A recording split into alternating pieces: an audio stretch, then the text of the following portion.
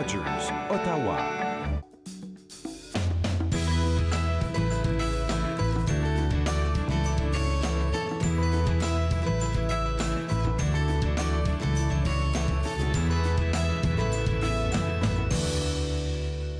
Bonjour et bienvenue à Entre nous, exclusivement sur les ondes de TV Rogers. Je suis Catherine Marion et il me fait plaisir de passer la prochaine heure avec vous.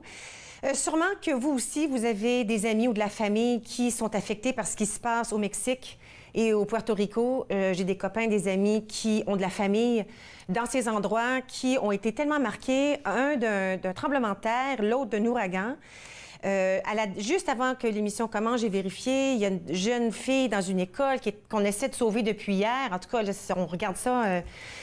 On se retient la laine parce qu'on veut tellement qu'on sauve cette fille-là et plein d'autres encore. Alors, je veux vous dire que je pense à vous. Souvent, à la maison, on n'est jamais sûr où donner nos sous. Moi, j'ai une charité que je tiens à cœur et puis j'ai tendance à donner à celle-ci. Mais si vous n'avez pas encore une charité que vous êtes attaché, peut-être que c'est le bon moment. Ça fait du bien au cœur donner. Alors, des fois, c'est un 5 $ qu'on peut donner. Des fois, c'est 50 $.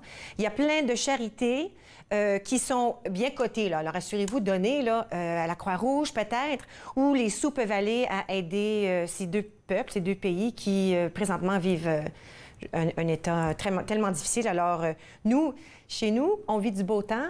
Alors, on est chanceux. Il faut vraiment se rappeler d'être content pour ce qu'on a. Alors, on pense à vous et on souhaite que tout le monde est bien là, dans ces endroits le plus possible.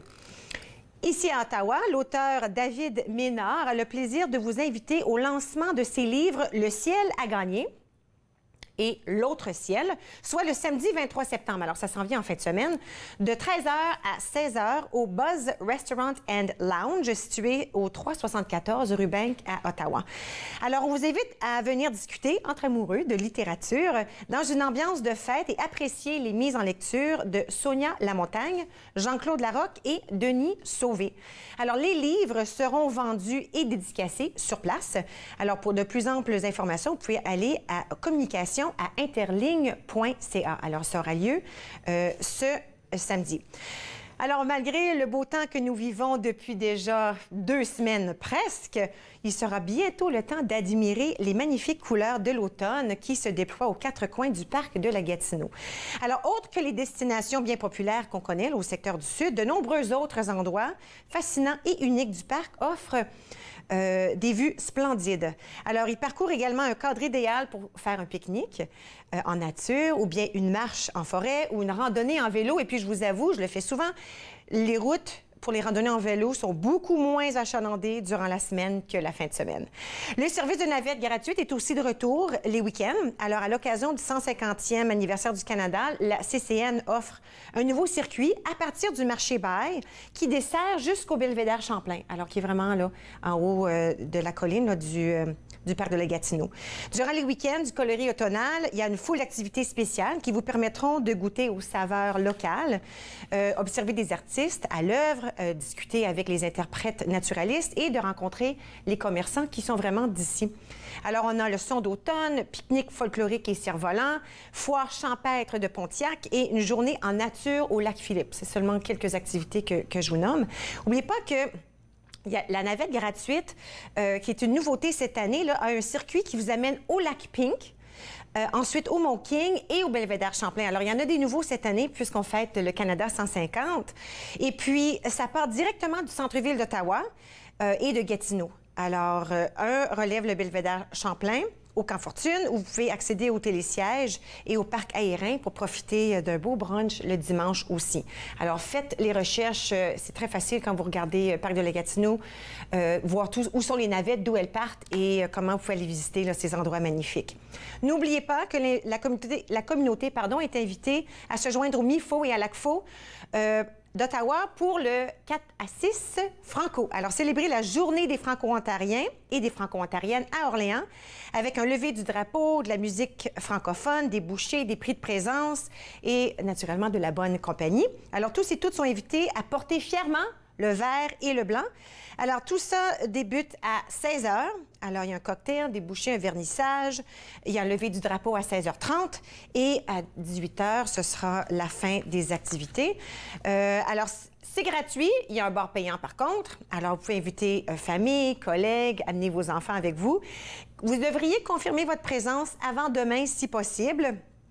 Et puis, vous pouvez faire ça si vous allez au MIFO par courriel, info@mifo.ca pour dire que vous êtes là. Comme ça, ils peuvent s'assurer d'avoir assez de bouchées pour tout le monde. Alors voilà, on parle de ce qui se passe aujourd'hui. Nous avons avec nous Katia Briand-Simard, directrice des communications et des partenariats au Théâtre Action. Elle vient nous parler de ce qui nous attend cet automne. Lisanne Réau-Leblanc, des éditions Interligne. Elle est ici pour discuter des nouvelles parutions et aussi du magazine Liaison. Marie-Claire Ivansky et Marie-Josée Barrette, elles nous parleront de la course à la vie, un événement qui me tient beaucoup à cœur. Ça arrive le 1er octobre. Elles nous en donner tous les détails, un petit peu de l'historique aussi. Et puis, Patrick Jay et Marc-Cyril Camden, ils sont cofondateurs de High Performance. Ils vont nous indiquer ce que c'est, High Performance, et nous dire comment on peut aider à leur projet. Alors, tout ça, ici, entre nous, sur les ondes de TV Rogers. Restez avec nous.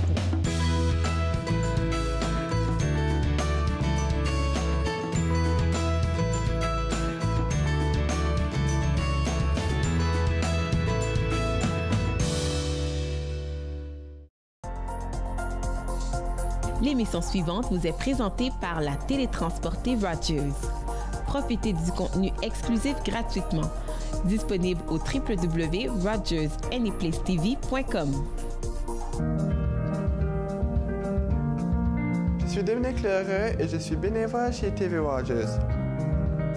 J'ai commencé en tant qu'étudiant coop et j'ai continué parce que j'aimais tellement ça. Donc, je continue en tant que bénévole. C'est merveilleux. Quand on est en studio, on fait les caméras, le régie plateau, le son. J'aime ça parce qu'on est comme une famille. Je suis autiste, puis je suis capable de faire TV Rogers. Quand je me suis enrôlé en 64, moi, j'ai levé la main droite, puis j'ai dit, je vais défendre mon pays. Puis je vais faire tout ce que vous me demandez. Aujourd'hui, on a des jeunes qui partent en Afghanistan, c'est encore pire. Puis les vétérans, ils n'ont rien demandé. Ils n'ont rien demandé en retour. Et puis on parle de supporter les vétérans. La Légion, c'est nos champions, ça. C'est eux autres qui nous supportent. Chaque année, un aîné sur 4 à Ottawa subit une chute. Joignez-vous aux séances d'exercice en force, en équilibre. En force, en équilibre, lundi au dimanche, 10h, sur TV Rogers.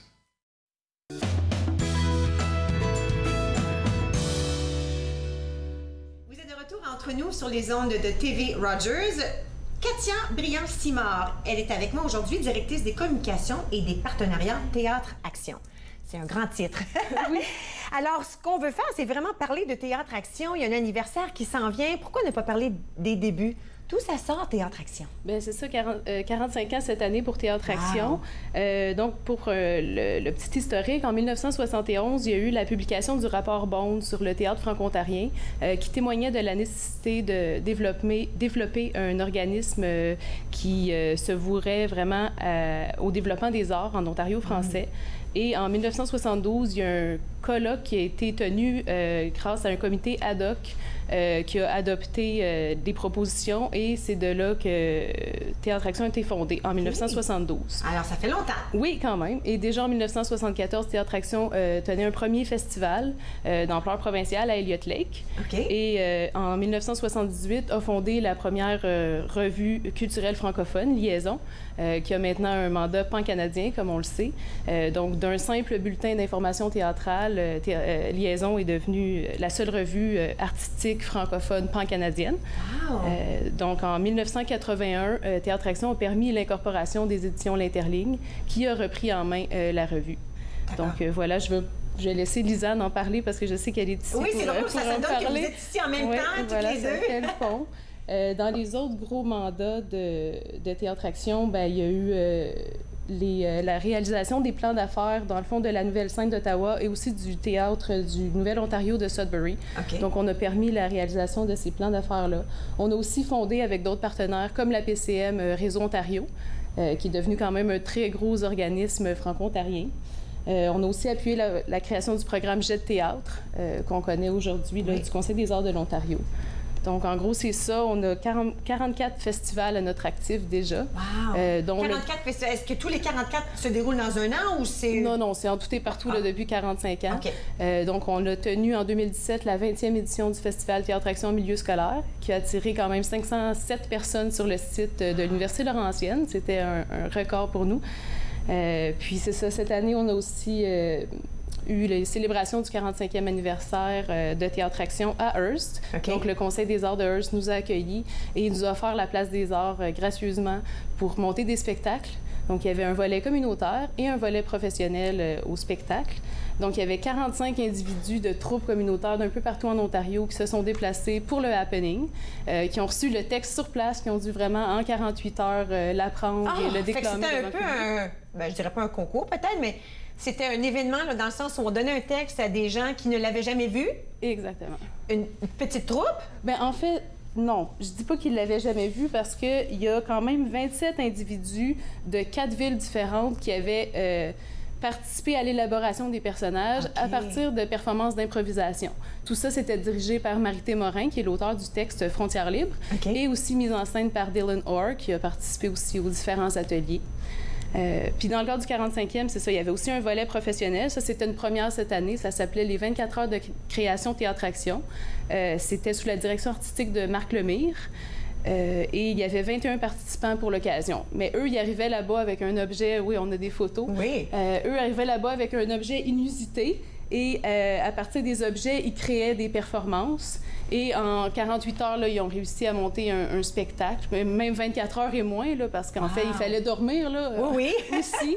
Donc, très peu, je devine. Oui, 5 groupes. C'est ça, on voit les photos défiler là, qui nous ont offert des prestations devant le public.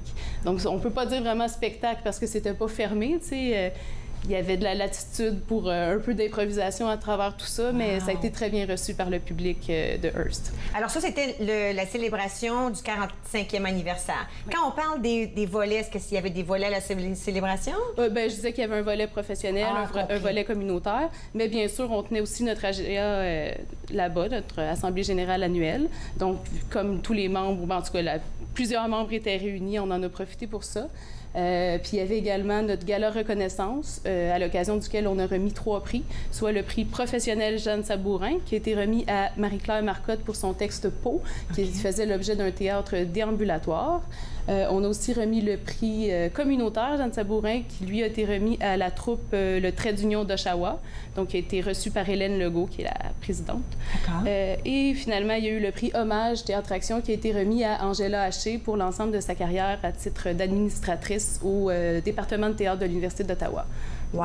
Pour saluer tout ce qu'elle a fait là, au département. Puis là, maintenant qu'on a fêté le 45e anniversaire, là, sûrement, là, on pense à années 46, années 47, il doit y avoir plein de choses qui s'en viennent. Oui, tout à fait. Bon, on a une programmation assez riche quand même, qui s'étend sur 2 ans.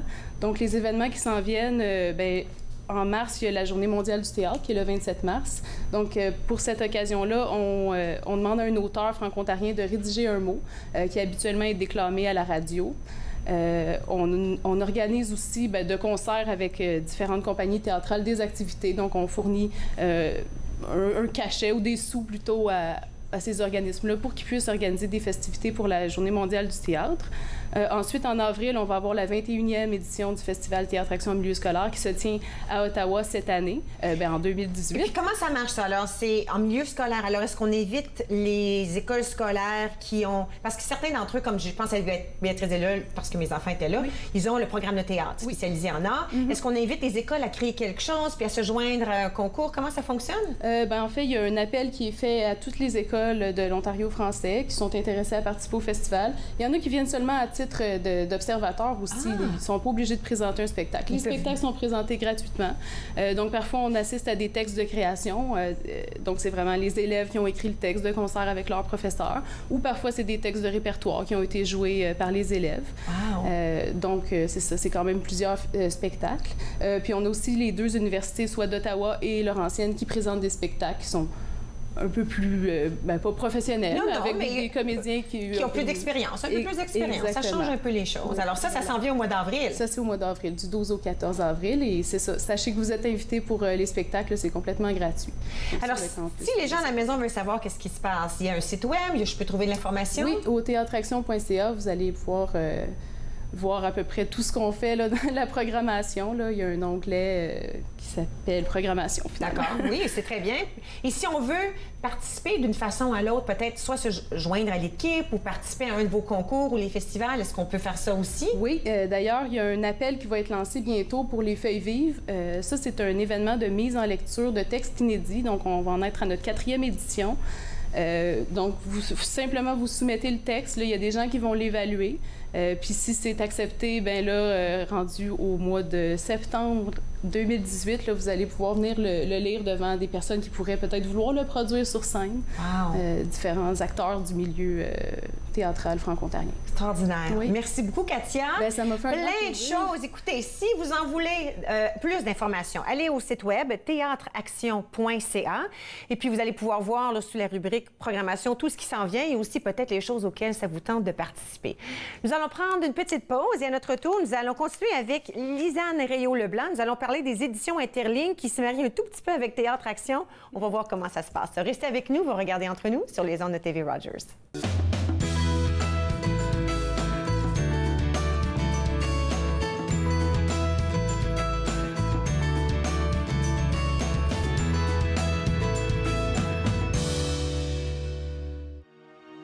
Les crises humanitaires frappent de plus en plus de gens à travers le monde. Heureusement, il existe des organismes pour leur venir en aide. Mais parfois, la demande est si grande que même avec la meilleure des volontés, on ne peut y arriver seul. Voilà pourquoi au Canada, les associations se regroupent pour former la coalition humanitaire. Car ensemble, nous sauvons plus de vies. Le droit avant qu'on ait conscience de sa mission, mais c'est pas tout le monde qui voulait l'exercer, la fameuse mission. Être franco-ontarien, lutte, combat, éditoriaux. Vendredi 15h30 sur TV Rogers.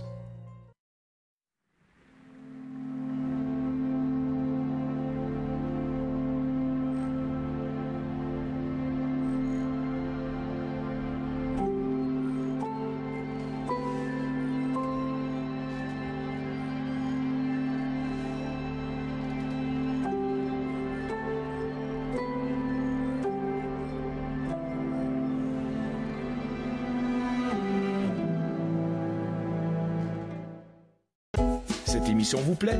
Vous pouvez vous en procurer une copie DVD en composant le 613-247-4601 ou en visitant le tvrogers.com.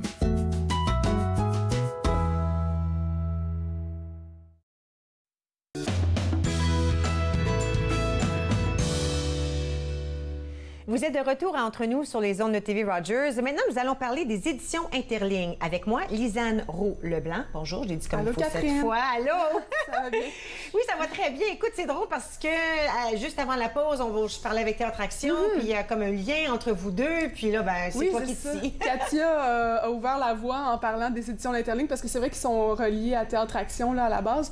Les éditions ont été créées en fait en 1981 et justement l'année dernière, on a fêté nos 35 ans. Wow. Donc, c'est vraiment beaucoup de chemin parcouru. Puis, donc, c'est ça, au début, on publiait, c'était vraiment pour publier la revue Liaison. Finalement, on a ouvert ça ça, on a ouvert la palette, si on veut, puis là, on publie de la poésie, du théâtre, des livres jeunesse, des romans, même des essais. Ça fait un petit bout de temps qu'on n'a pas publié d'essais, mais on a déjà eu ça dans notre catalogue. Donc, on est une maison d'édition généraliste qui est à Ottawa, juste ici. Et puis, votre concentration, c'est franco-ontarien, français? Oui, en fait, au début, c'était aussi un peu plus ouvert. On avait des gens d'un peu partout au Canada. Là, on a concentré ça sur les auteurs franco-ontariens et de l'Outaouais aussi. Donc, vraiment la région de la capitale nationale. Et puis là, ben, c'est ça, je suis venue parce que le 25 septembre, c'est la journée Acheter un livre franco-ontarien, qui est vraiment une belle initiative. Parce que le 25 septembre, c'est la journée. Oui, c'est déjà la journée des Franco-Ontariens, fait qu'on a ajouté ça, ça avait du sens de mettre ça cette journée-là, cet événement-là. Donc, je pense que c'est important d'encourager nos auteurs franco-ontariens, puis aux éditions L'Interligne, on a de très bons. Là, je vais vous parler de 3 nouveautés, mais on en a plein d'autres dans notre catalogue, c'est sûr. Premièrement, On ne sait jamais à quoi s'attendre, qu'on vient juste de publier, qui est un recueil de nouvelles. Ça comme ça, voir si on peut la couverture avec est super intrigante, ça fit avec le titre aussi, on ne sait pas à quoi s'attendre. C'est un 6e livre pour Hélène Kocheniak, Hélène, elle, est une auteure du nord de l'Ontario. Elle réside à Kapuskasing. Et puis, en fait, ce recueil-là, c'est donc toutes des nouvelles avec des fins surprenantes. C'est un peu ça son concept. Alors, c'est plusieurs petites histoires. Il y en a 12, en fait, dedans. Puis ce qui est intéressant, c'est que ça met beaucoup, je trouve, en vedette des générations différentes. Souvent, c'est les grands-parents par rapport à leurs petits-enfants. C'est ça, c'est la réalité des personnes âgées parfois, mais d'autres fois aussi de jeunes, d'adultes. Les générations dialoguent beaucoup dans ces nouvelles. Puis on reconnaît aussi le nord de l'Ontario. Donc, à un moment donné, on parle de la chasse à l'ours. Tu sais, il y a vraiment la nature est présente, le parler aussi. Ce qui est important là-dedans, c'est ça, c'est qu'Hélène a signé dans la revue Liaison l'année dernière un dossier sur le tarois, c'est-à-dire que c'est un nom qu'elle a donné à la langue, le parler des Franco-Ontariens, qui est un genre de mélange de joual et d'anglicisme un peu, puis avec un accent particulier aussi. Et donc, là, elle a vraiment osé cette fois-ci dans son recueil mettre les dialogues en tarois. Donc, c'est ça qui est très intéressant. La narration est très littéraire, mais les dialogues sont en tarois, donc on a vraiment le feeling. Oui, c'est ça. On sent là-bas, on entend bien. Tu sais, c'est très réaliste là, comme dialogue. Puis je pense que ça a sa place aussi en littérature. C'est le fun de mettre ça là. Oui, parce que quand on pense à... C'est quoi, la sagouine? Oui, c'était comme ça. Le dialecte, là, c'était... Il fallait lire lentement un tout petit peu parce que ça, c'est l'extrême de l'extrême comparé à l'ontarois. Oui. Ça nous place dans l'histoire. Exactement, c'est ça. Puis je pense que c'est bien que les Franco-Ontariens aussi puissent lire comment ils parlent aussi. Ça donne une légitimité, une fierté aussi, je pense. Moi, j'avoue que j'aime beaucoup quand je lis un livre de quelqu'un de ma région, quand je peux reconnaître l'endroit. Tu sais, quand on parle d'un endroit, on parle d'un lac ou d'un parc ou d'une rue ou d'une... J'aime ça. C'est un peu ça, mais en même temps, c'est universel aussi. Je dirais que ça se lit n'importe où. Puis moi, j'ai eu un plaisir fou à lire ça. Je l'ai lu comme en 2 jours. Ça se dévore tout seul. Donc, je vous recommande On ne sait jamais à quoi s'attendre. OK. Sinon, on a... ça, c'est paru cet été chez nous, Madame Adina, de Alain Caven. Alain, il réside maintenant à Montréal, mais il vient de Hearst. Donc, c'est un auteur aussi franco-ontarien. C'est son premier livre jeunesse, premier roman jeunesse, qui est pour les 9 à 12 ans environ, ce livre-là. Et ça raconte l'histoire de deux jeunes qui sont voisins d'une dame, Madame Adina, qui, elle, se fait, je vais dire, elle a une agression, elle se fait violenter un peu, elle se retrouve à l'hôpital. Et là, tout le voisinage se demande, mais qu'est-ce qui se passe? Qu'est-ce qui est arrivé? On retrouve pas le coupable. Puis là, les voisins, les deux jeunes, Fanny et Cyril, décident d'aller s'occuper de ses chats. Et en étant dans son appartement, vont... à trouver des indices, à savoir qu'est-ce qui s'est passé. Détective un peu. Oui, exactement, avec leurs amis. Puis là, ils trouvent ouais, c'est ça, ils deviennent des jeunes détectives, ils aident la police à trouver le coupable. Finalement, on va le trouver à la fin, mais ça a rapport aussi avec le communisme, parce que Madame Adina vient de Roumanie, donc dans son passé, il y avait quelque chose par rapport à ça. Donc, ce qui est le fun là-dedans, c'est qu'autant il y a une aventure, il y a un suspense, mais en même temps, il y a un petit cours d'histoire politique, là, mais tu sais, très bien intégré. Donc, ça peut être un outil dans les cours aussi là, pour les jeunes. Puis c'est un livre Pour les jeunes, pour les adultes, pour tout le monde? C'est pour les jeunes. Okay. Mais bon, je l'ai lu aussi, puis j'ai eu beaucoup de plaisir, mais c'est vraiment pour les 9-12 ans là, environ. Puis c'est ça, c'est très sympathique, les personnages sont bien, c'est rigolo, et puis en même temps, on apprend du même coup, donc c'est un bon choix. Alors, Madame Adina. Oui, okay. d'Alain Cavenne. Je sais que tu en as apporté un autre. Oui, ça, c'est notre toute dernière nouveauté, Le ciel a gagné, de David Ménard. Ça vient de sortir ce mercredi. David Ménard, c'est un auteur qui a été primé. En fait, il a publié un recueil de poésie avant chez nous qui s'appelait Neuvaine. Et il a reçu plusieurs prix pour ça, dont le prix Trillium prix de poésie Trillium, dis-je, l'an dernier. Donc, c'est un jeune auteur de poésie à surveiller, un jeune poète. Puis là, c'est ça, son nouveau recueil est vraiment unique, je dirais. C'est très étonnant. La couverture est très unique. La couverture est superbe. Hein? Ça donne le ton quand même à ce qui se passe parce que ce qui est particulier, David, il a déjà travaillé, lui, dans des tours à bureau, à la fonction publique et tout ça avant de vraiment s'illustrer dans la lecture. Oui, s'illustrer comme écrivain, exactement. Et puis, c'est un peu son expérience qui relate là-dedans avec beaucoup d'ironie. Comme on vit tous ça aussi à un moment donné, le 9 à 5, l'absurdité de la chose, les rapports que tu remplis, tu sais même pas pourquoi, tu sais même pas... Où ça s'en va, qu'est-ce qu'on fait avec? À quoi ça sert, c'est vraiment ça qu'il y a là-dedans, puis c'est assez angoissant, en fait, comment il réussit à montrer ça, le vide du 9 à 5, la grisaille de cette vie-là répétitive. Il devait pas aimer ça, lui, travailler du 9 à 5, non, je pense que c'était pas pour lui. C'était pas pour lui. Là, il y a un ange qui s'appelle le Saint-Rien, qui narre, puis en fait, c'est une narration au vous, donc on se sent comme très interpellé, c'est toujours comme si ça s'adressait à nous. Okay. Puis on est pris dans cette semaine des 4000 jeudis, c'est-à-dire la semaine qui n'en finit jamais de finir, comme quand on est travailleur, puis que c'est ça, on est pris là-dedans, puis qu'on essaie de gagner notre ciel, tu sais, de finir par atteindre un certain niveau, mais ça recommence tout le temps, puis Vous voulez-tu en lire une petite partie? Ben oui, vraiment, parce qu'il y a plein de bons bouts, là, j'ai eu de la difficulté à choisir, mais... Attends, je pense que je vais aller ici. Vous êtes devant vous et vous vous poignardez de 100 ans de solitude. Vous savez qu'il n'y a rien de plus courageux que d'essayer de comprendre le gris. Le néant fait son entrée. Et la valse des heures est séduisante de vide. Vous tombez à genoux comme pour vous agenouiller devant tous les sexes du monde. Vous êtes 1001 nuits d'heures supplémentaires. La nuit des temps et du surtemps, c'est vous. L'acier inoxydable rayonne pour le salut de tous. À temps plein, à plein ciel. Tu sais, on voit là, le langage qui est vraiment... Ce que je trouve bien, c'est que la poésie s'approche d'un... Tu sais, que la poésie s'empare d'un milieu aussi banal, gris, mais qui en fait quelque chose de Puis il utilise des mots que normalement, on dirait positifs, puis le mot tout de suite à côté, ça rappelle comme... que c'est pas positif. Comme j'aime comment il marie les mots positifs et négatifs pour en faire une image très claire que... Pas nécessairement le gros bonheur. Non, c'est pas sous le signe du bonheur, mais il y a quand même une petite éclaircie vers la fin. On sent qu'il y a un espoir, mais je pense que beaucoup de gens vont reconnaître leur quotidien, puis en même temps, il y a quelque chose de bien original là-dedans. Donc, je te garde avec moi. C'est beau? Oui. On va aller prendre une toute petite pause. À notre tour, on va parler on va finir avec ce bouquin et ensuite parler de la revue Liaison. Restez avec moi et avec Lisanne. Vous regardez Entre nous sur les ondes de TV Rogers.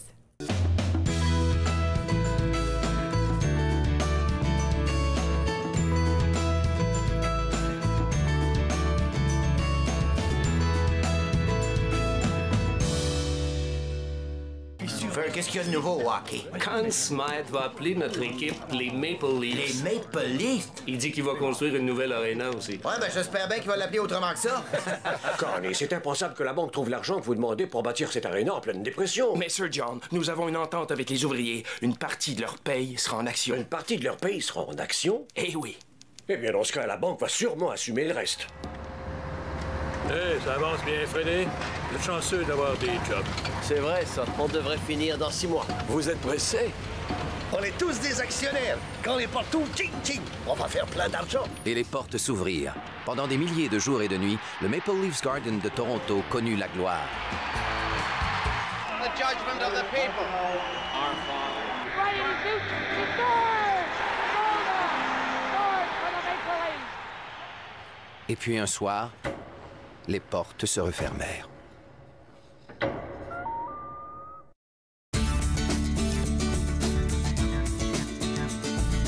Encore jeune, de retour cet automne sur TV Rogers. Encore jeune, jeudi 20h30 sur TV Rogers. Si vous aimez rire, vous amuser, partir à l'aventure à la ferme et chanter, je vous invite chez moi, à la ferme de Jojo! À la ferme de Jojo, 2 épisodes de chaque jour dès 8h sur TV Rogers.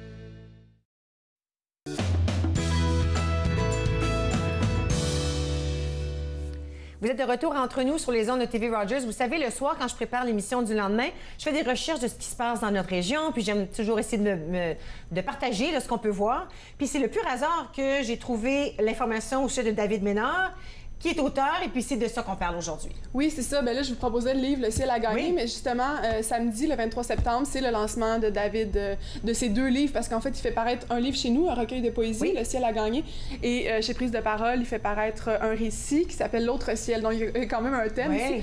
Et donc, c'est ça, ça va être le 23 septembre au Buzz Resto Lounge à Ottawa, sur Bank. 374 rue Bank. Oui, c'est ça, à partir de 1h, je crois, donc on vous attend. Oui, c'est 13h à 16h. Il va y avoir, je pense qu'il va y avoir beaucoup de monde. On va s'amuser. Puis on peut les acheter sur place. On peut les acheter sur place, sinon dans toute bonne librairie, comme la librairie du Soleil, par exemple.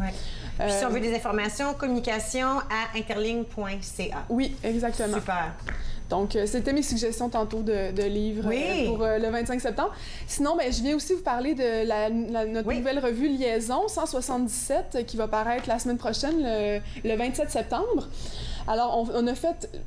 J'adore l'image de la couverture, déjà. Hein? C'est une œuvre d'Alexis Lavoie. C'est un artiste de Montréal, mais qui a été exposé à Winnipeg.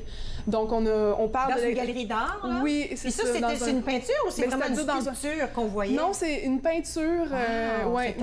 C'est vraiment beau. Puis, c'est ça. En fait, on parle de l'exposition dans la revue, là, et on a choisi celle-là parce qu'on aime les couleurs. Oui. Donc, c'est ça, ce numéro-là de Liaison, c'est vraiment axé sur la liberté d'expression. On a un dossier là-dessus. On trouvait ça important en cette époque où tout le monde commente. Hein, on voit ça maintenant sur les réseaux sociaux, les journaux, les gens commentent, s'expriment. C'est important de s'exprimer. Puis là, on se demandait, dans le milieu de l'art, qu'est-ce que ça signifie? Est-ce qu'il y a encore de la censure? Est-ce qu'il y a... Là, il y en a certains... Il y a Daniel Leblanc-Poirier qui, dans son texte, qui lui voit plutôt l'autocensure remplacer la censure. C'est-à-dire que finalement, il n'y a plus vraiment de censure des institutions ou de la société, mais c'est souvent l'écrivain ou l'artiste qui va un peu s'auto-censurer. Donc, il dit au lecteur de faire attention parce que des fois, on pense que l'auteur nous dit peut-être tout, mais il y a un certain peut-être calcul, une certaine retenue qui a été faite à la base pour peut-être pour notre carrière ou pour préserver notre cercle d'amis aussi. Hein. Il y a ça aussi dans une œuvre d'art. Des fois, on ne veut pas... offusquer du monde. Ben, c'est ça, exactement. Si notre opinion est différente des autres ou si notre pensée ou nos croyances. Oui, exact. Donc, c'est ça. Il souligne le fait que c'est là en amont de la création, souvent.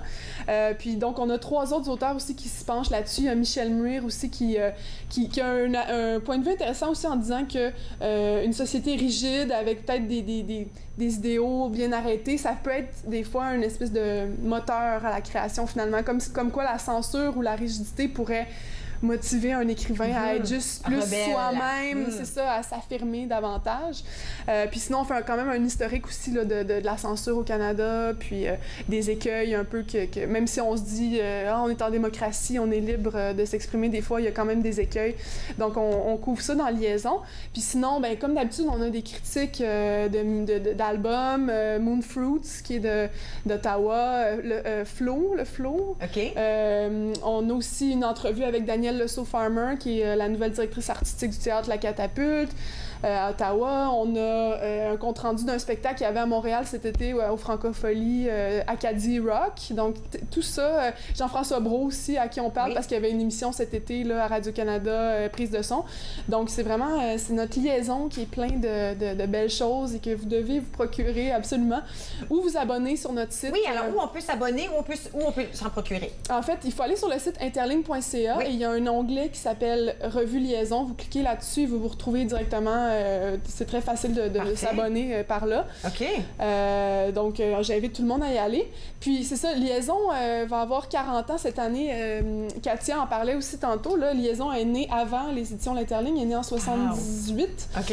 Elle était le bulletin de Théâtre Action. Et donc, là, on va avoir 40 ans l'an prochain. Et pour l'occasion, on a décidé de lancer un appel, un concours pour trouver de jeunes critiques, de renouveler un peu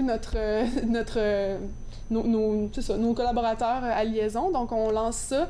Ça s'adresse aux jeunes de 17 à 25 ans. OK. Il s'agit de produire un texte de 500 mots, une critique de n'importe quelle discipline artistique qu'on couvre dans Liaison, donc théâtre, littérature, musique, spectacle, art visuel. OK.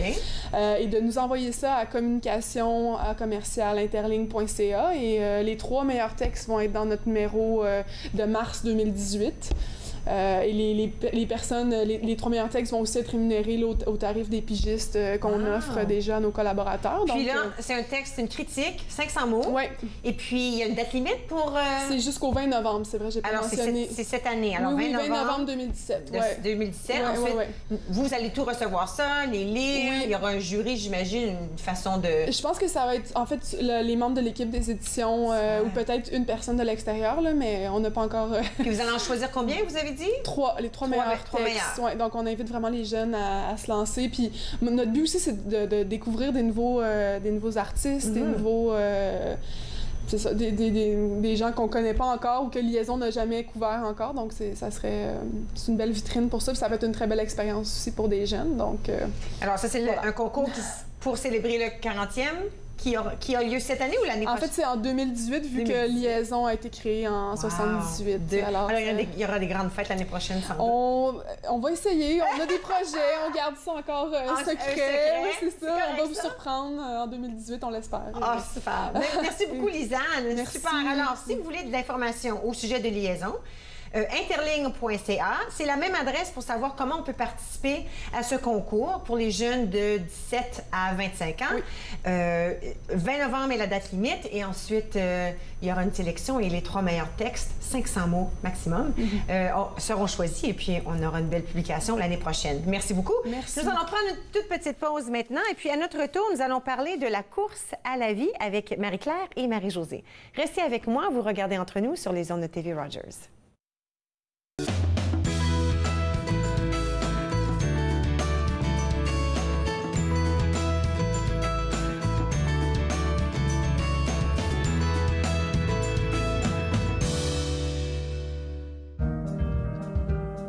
J'ai choisi TV Rogers parce que c'était dans mon champ d'intérêt, produire, réaliser, faire tout ce qui a trait à la télévision.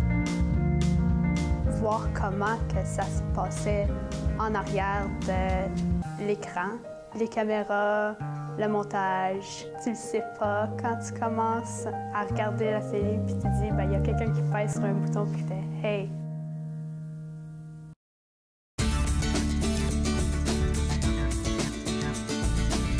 Passion Cuisine, de retour cet automne à TV Rogers. Passion Cuisine, mardi midi sur TV Rogers. Le cancer de la vessie est le 5e cancer le plus courant au Canada. Le principal symptôme du cancer de la vessie est la présence de sang dans l'urine. Donc, si vous voyez du rouge, allez voir votre médecin. Il faudra plus qu'une marche dans le parc pour vaincre le cancer de la vessie, mais c'est un bon départ. Veuillez démontrer votre appui et inscrivez-vous à la marche de sensibilisation de cancer de la vessie Canada à cvcmarche.ca.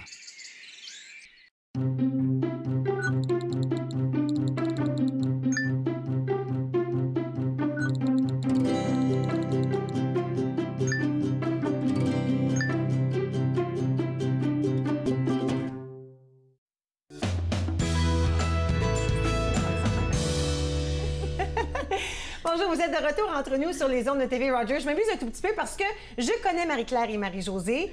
Marie-Claire Iwanski, bénévole avec la course à la vie, et Marie-Josée Barrette. Je vais dire ton titre en anglais parce que Senior Manager Run for the Cure Logistics, parce que c'est des grands mots qui expliquent un peu ce que tu fais. C'est ça. La logistique de la course. Oui. Alors, pourquoi un petit recul? S'il y a quelqu'un qui nous regarde à la maison, course à la vie, qu'est-ce que c'est ça? Qu'est-ce que c'est? Qu'est-ce que c'est? C'est une... premièrement, c'est une levée de fonds. Oui. Une levée de fonds spécifiquement pour le cancer du sein. Oui. Alors, c'est un 5 ou un 1 km que les gens peuvent participer. Ce n'est pas une compétition, c'est une participation. Et ils peuvent marcher ou courir. Oui. Comme bon leur semble. Puis, on a vu du monde avec des poussettes. Ah oui, on a vu du monde en santé, on a vu du monde qui sont pas très en santé. Parfois, ces gens-là font le 1 km.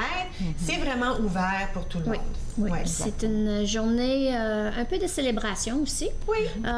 Parce qu'on a beaucoup de personnes qui sont affectées par le cancer du sein qui viennent participer. Ils sont supportés par leur famille, leurs amis. Ils sont là réellement pour les célébrer, pour leur dire qu'ils les aiment, qu'ils les encouragent, qu'ils les supportent. Oui. Maintenant, une grande partie de la course à la vie, autre que la participation et le support qu'on donne aux hommes et aux femmes, il y a les hommes aussi qui ont parfois le cancer du sein, ce qu'on essaie de faire, c'est ramasser des sous, ce qui est important. Puis, on parle recherche, moi, je connais pas tous les termes, développement... Alors, les fonds qui sont amassés lors de la course sont remis à la Société canadienne du cancer, qui, eux, vont investir dans des projets de recherche pour des nouveaux traitements, vont aussi investir dans des programmes d'éducation et de prévention. Et aussi, on a un programme de soutien pour les personnes qui sont affectées par le cancer du sein. Et quand on dit les personnes qui sont affectées, ce ne sont pas seulement les femmes qui vivent avec, mais aussi leur entourage, leur famille. Et comme tu as mentionné, il y a aussi des hommes qui sont affectés qui ont été atteints par cette maladie-là. Moi, Marie-Claire, je te connais comme la bénévole extraordinaire parce que je suis pas certaine qu'il y en a qui ont ramassé autant de sous de dons que toi au fil des ans. Ça fait longtemps quand même que tu es avec la course à la vie. Oui, ça fait 13 ans que je fais partie de bénévole de la Fondation du cancer du sein. Puis je pense, après 13 ans, ça fait proche de 600 000 $ que je ramasse. À toi toute seule, là? Avec des idées? Non, mais avec une équipe. Oui, avec une équipe. Avec une équipe, des amis, mais ça a commencé à quelque part. Il y a 13 ans, tu n'as pas dit, tu sais quoi, moi, je vais rapprocher 1 million 600 000. Ça a dû commencer petit au début. Oui, absolument. On a commencé avec Dupuis Ford. On a fait une course d'auto. Bien, c'est pas une course finalement, c'était une randonnée de Mustang seulement. Je faisais partie d'une équipe corporative en ce moment-là. Et puis, j'ai eu une amie, malheureusement, qui est décédée d'un cancer du sein. Puis c'est ça qui m'a donné l'envoi de faire quelque chose pour éviter, espérant de ne plus souffrir ces deuils-là. Fait que c'est ça, ça a commencé tout petit. Je faisais même tricoter des foulards, puis vendre ça, des ventes de livres. Ça a commencé tout petit. Puis avec une équipe que je me suis formée, les Amis pour la vie, on a commencé à grandir. On faisait des déjeuners, puis on fait des bingos qui continuent toujours à ce jour. Et puis on fait vraiment une bonne équipe dans une petite municipalité. J'appelle toujours ma petite municipalité avec un très grand cœur. Tu es d'Embrun? Oui, d'Embrun. Et puis moi, je fais partie de la course à la vie depuis, je pense que c'est 5 ans maintenant. Oui, ça, 5 ans? Oui, puis si je peux me permettre, je vais t'interrompre parce que, étant donné que tu as mentionné 5 ans et que tu es notre présidente honoraire, je voulais te présenter avec une pile de participation de 5 ans et te remercier pour tout ce que tu fais pour nous. Vous êtes trop fil, là, vous allez me faire pleurer, c'est pas correct, ça. Mon Dieu, c'est super. Merci beaucoup. Moi, ça me réchauffe de participer à la course à la vie parce que ce qui me touche le plus, c'est de voir ce que les gens écrivent. Parce que, OK, là, j'ai des mouchoirs, là, je vais aller me chercher. Excuse-moi, Yolande, là, je me tasse, faut que j'aille chercher un mouchoir. OK. Ce que les gens doivent comprendre, c'est qu'à la course à la vie, on est tous invités à coller un collant avec notre... Il n'y a pas de numéro, c'est juste un collant. Et puis là, ce qu'on dit aux gens, c'est d'écrire ce que ça tente. Pour qui tu cours? Puis il y en a des gens qui disent pour la fin du cancer. Puis il y en a qui disent pour ma soeur, ma mère. Puis moi, je cours. Souvent, je pars à la fin parce que jusqu'à la dernière minute, je fais quelque chose au micro ou il y a quelque chose qui se passe. Puis là, je suis les gens d'en arrière, puis je lis tout ça. Puis sac, c'est émouvant. Parce qu'on réalise que ça touche tout le monde. Exactement. Il y a du monde en poussette, que la madame à côté, elle a perdu ses cheveux, puis c'est clair de voir que c'est mari et femme, puis dit, moi, je cours pour ma femme avec une flèche, puis c'est une petite famille affectée. Il y en a d'autres qui disent, je cours pour ma grand-maman, tu sais, ou il y en a que c'est, tu sais, je cours pour telle personne qui est décédée telle date. Alors, c'est touchant et c'est personnel qu'est-ce qui se passe. En tout cas, moi, c'est un honneur pour moi de participer avec ça. Alors, je vous remercie. Ce que j'allais dire, c'est que je suis allée à Embrun à un de tes déjeuners. Oh, palais! On parle pas d'un déjeuner avec 10 personnes. Là. Comment est-ce qu'on était la dernière fois? La salle est... Oh, excuse-moi. Vas-y. 470. 470 personnes qui se présentent à ce déjeuner. pour donner des sous. Il y a des prix. C'était toujours drôle, déguisé avec des affaires derrière le podium. Là, ça, c'était le fun aussi. Mais tout ça pour dire que ça peut partir d'une vente de garage. Exactement. Puis ça peut peut-être grandir dans le déjeuner qu'on avait l'année dernière. Hein? Puis c'est important parce que ce qu'on veut, c'est un futur sans cancer du sein. C'est ça qu'on souhaite. Hein? Oui. Est-ce qu'il est trop tard pour participer? Pas du tout. Les gens qui sont intéressés à participer, à donner ou même à s'inscrire comme bénévole peuvent aller à notre site web qui est CIBC Run for the Cure, course à la vie, cibcrunforthecure.com.org. .com, excusez. Et puis, il y a les onglets pour trouver le site de la course d'Ottawa-Gatineau. Et sur la page d'Ottawa-Gatineau, ils peuvent soit s'inscrire comme individuel, essayer de se joindre à une équipe. Oui. Toujours se joindre à l'équipe de Marie-Claire. Les amis pour la vie.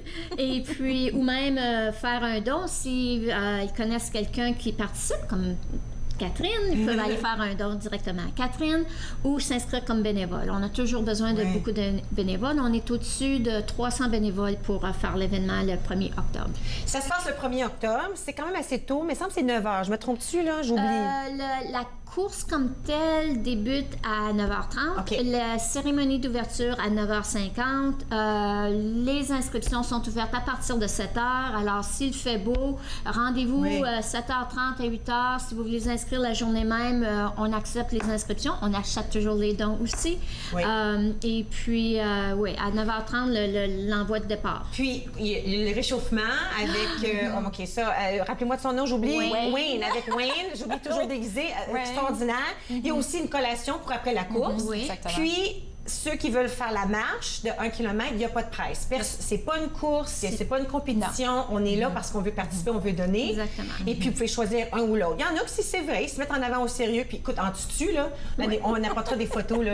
Après le 1, je vais en parler, je vais apporter des photos. Il y en a pour qui c'est le fun, ils se mettent en avant, ils courent vite, ils s'amusent, mais c'est vraiment ouvert à toute la famille, pas de stress, pas de panique. Ça se passe vraiment très bien. Et puis, si vous venez participer ou même encourager, si vous voyez des dames avec un chandail rose, avec le logo de la course, ça, c'est nos survivantes. Alors, c'est toujours bon d'aller leur dire bonjour, de les encourager, puis de les féliciter d'être là. Puis à la fin, il y a des prix qui se donnent aussi. En tout cas, il y a plein de choses qui se passent. C'est une journée pleine. Ils risquent de faire beau cette année. C'est extraordinaire. Puis je vais vous dire, même dans la pluie, l'année passée, on a eu un très beau temps. Tout le monde est resté. Il y avait autant de monde en avant de nous l'année dernière qu'il y a eu l'année d'avant. Alors, merci beaucoup, les filles. Je pense qu'on aurait pu se parler encore longtemps. Il y a tellement de choses qui se passent. Moi, c'est certain que le lundi après la course se passe le 1er octobre, alors dimanche le 1er. Alors, le 2, je serai ici avec des photos sûrement que j'aurai pris avec mon téléphone et puis je pourrai partager avec vous. On a oublié de dire qu'en 2016, c'était 800 000 $, un peu plus de 800 000 $ qu'ils ont amassé. Et depuis 1994, alors c'était le début, la première course à la vie, 2,8 millions $. Chaque scène va pour qu'on puisse éviter d'avoir, peut-être se guérir du cancer du sein. Alors, c'est le moment d'une pause. Je vais m'y suivre un tout petit peu, ça me touche tellement ce sujet. Et puis, à notre tour, nous allons parler avec Patrick Jay et Marc-Cyril Camden, les cofondateurs de High Performance. Restez avec moi, vous regardez Entre nous sur les ondes de TV Rogers.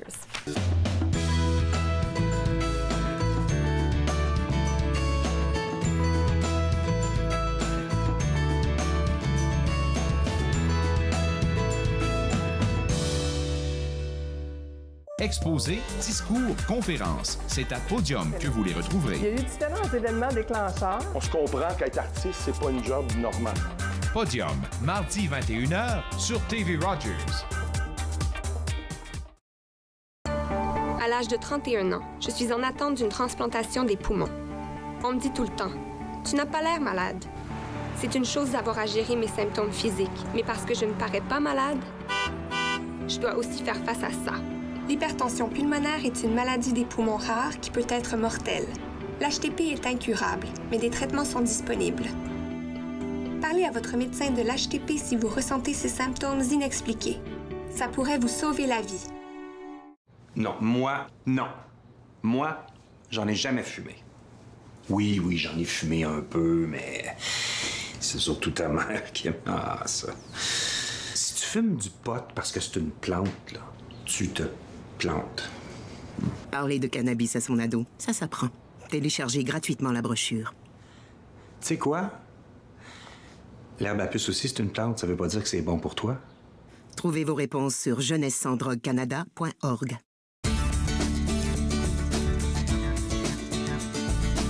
Yoga en progrès. De retour cet automne à TV Rogers. Yoga en progrès, lundi au vendredi, 9h30, sur TV Rogers.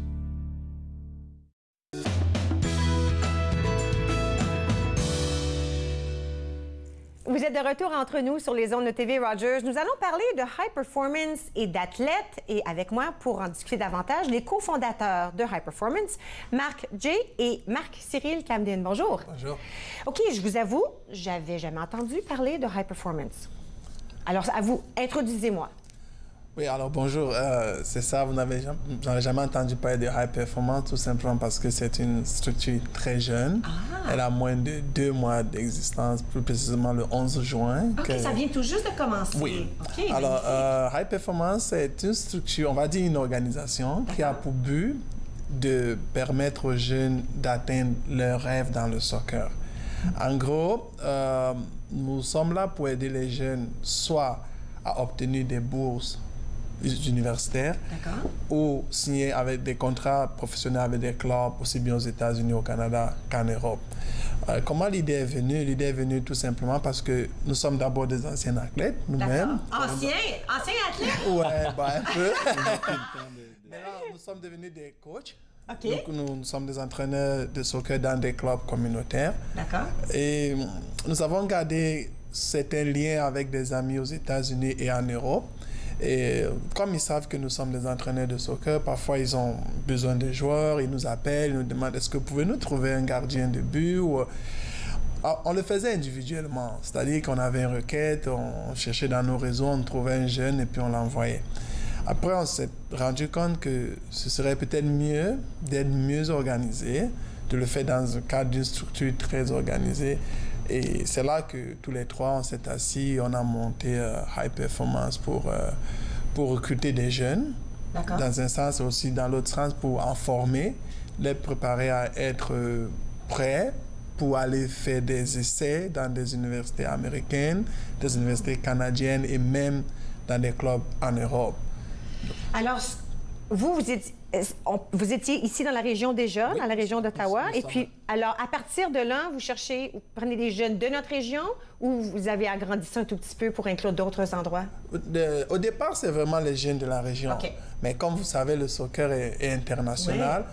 Mais nous mettons la priorité sur des jeunes Canadiens. Dans la majorité des requêtes, quand elles nous arrivent, on regarde d'abord pour les jeunes Canadiens.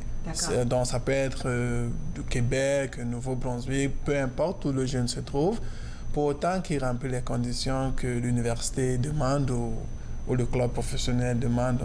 Alors là, on parle d'un certain âge, parce que si on parle de club professionnel, ça doit être plus près des adolescents, c'est pas des tout-petits, n'est-ce pas? Oui et non. Ah. Oui, parce que on a 2 volets. On a un volet détection. Là, il concerne vraiment des jeunes 16-17 ans qui sont déjà presque affirmés ou même qui sont déjà professionnels. Mais aussi, on a un volet formation où nous prenons des jeunes. Actuellement, nous avons une trentaine de jeunes de différents clubs qui sont nés en 2002. Et on s'est dit que d'ici 2 à 3 ans, on peut les former pour être prêts pour jouer au niveau universitaire ou jouer dans les clubs professionnels.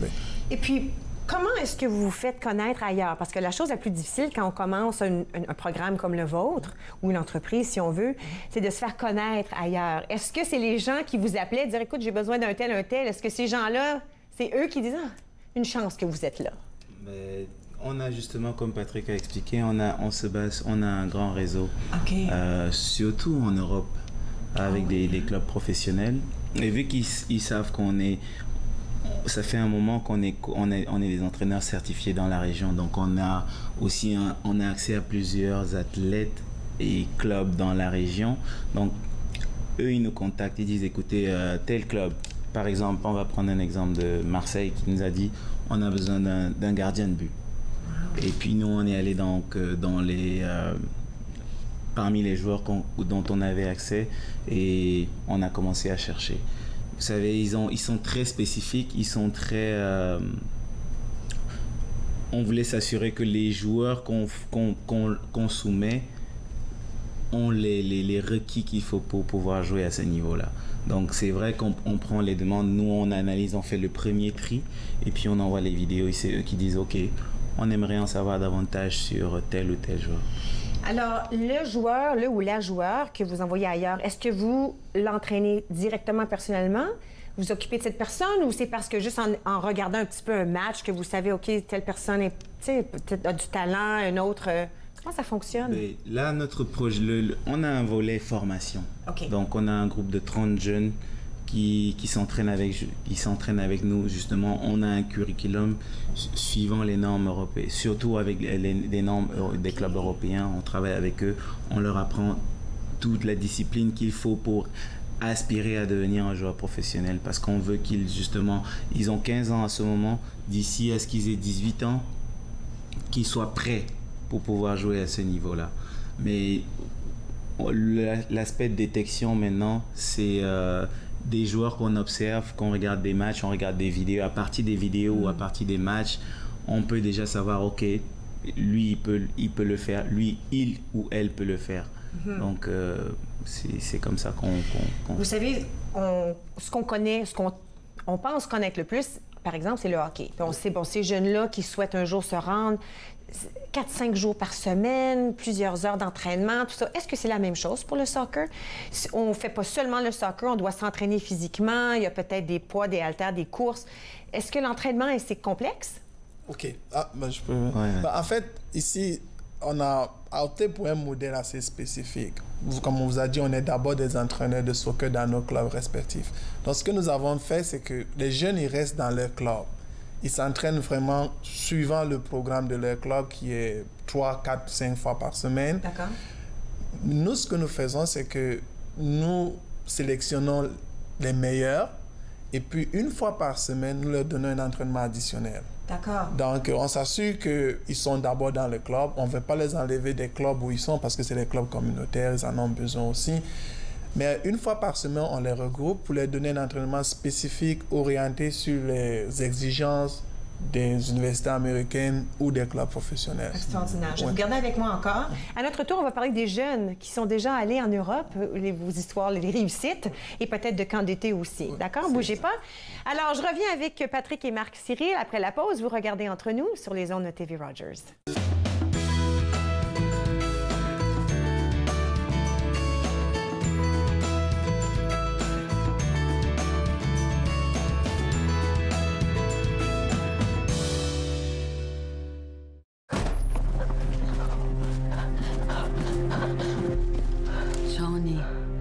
Retourner à la maison, mais c'était à plus de 1000 kilomètres. Ils l'ont forcé à aller dans un pensionnat indien. Plus de 150 000 enfants d'entre nous y avons été forcés. Ils voulaient nous changer. Notre Père qui est aux cieux, que votre nom soit sanctifié, que votre règne vienne. Tuer l'Indien dans l'enfant. Viens ici. On a appelé ça un génocide culturel. J'ai survécu le pensionnat indien. Mon frère Johnny, lui, non. Johnny Wenjack est l'un de milliers d'enfants qui sont morts à cause du système des pensionnats indiens du Canada. Plus de 80 000 survivants et leurs familles vivent aujourd'hui avec cet héritage. Cette semaine à l'émission, on fait une visite au Portugal. On y va avec une salade de pois chiches et olives. On y va avec des poulets piri-piri. On finit avec un dessert classique, serradura. Passion cuisine, 2 épisodes mardi midi sur TV Rogers. Ici, je vais mettre des arbres qui est un jaune brun. Le peintre des 4 saisons, samedi 13h30 sur TV Rogers. Vous êtes de retour entre nous sur les ondes de TV Rogers. Avec moi, cofondateur Patrick J, Marc Cyril Camden. Vous avez aussi un troisième avec vous, Urbain Sommet, qui aussi fait partie de votre équipe, qui, ensemble, vous avez créé cette idée on parle de soccer, du football, comme il y a en Europe, hein, n'est-ce pas? Et puis, d'essayer de prendre des jeunes qui ont beaucoup, beaucoup de talent et puis de leur donner une chance ailleurs, n'est-ce pas? Exactement. C'est ça, comme on l'a dit tout à l'heure, vraiment, c'est de permettre aux jeunes d'avoir la possibilité d'avoir des bourses universitaires parce que c'est très important l'éducation. On dit toujours aux parents, les jeunes qui viennent, on aimerait qu'ils soient d'abord bien éduqués parce que le soccer, comme on le dit, on ne sait jamais ce qui va se passer. Et si un jeune ne réussit pas, au moins qu'il soit capable, avec ses études, de réussir. Il nous reste 30 secondes. Où on peut aller pour l'information? Un site web? Oui, on a une page Facebook. Notre site web est encore en construction. Okay, une page Facebook, High Performance Talent Pool. Et puis notre adresse courriel aussi, highperformanceottawa@gmail.com. Parfait. Alors, on va aller là pour voir ce qu'il y en a des camps d'été et puis voir vos histoires de succès avec les jeunes qui sont déjà en Europe. Bon, nous voilà déjà à la fin de notre émission d'aujourd'hui. Revenez nous voir demain avec une toute nouvelle émission ici entre nous sur les ondes de TV Rogers. Faites-nous part de vos commentaires en composant le 613-521-2323 par courriel sur Facebook et Twitter.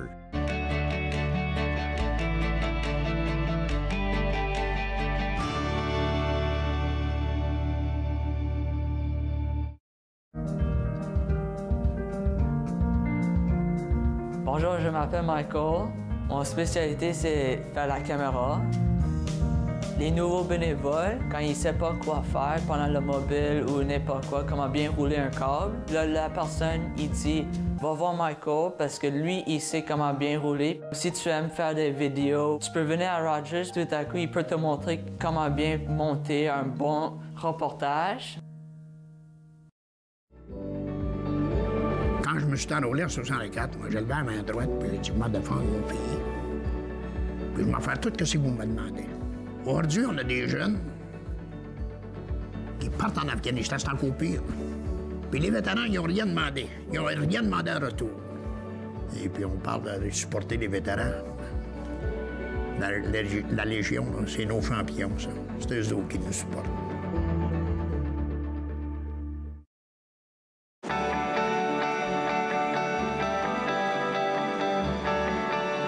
Vous regardez TV Rogers, Ottawa.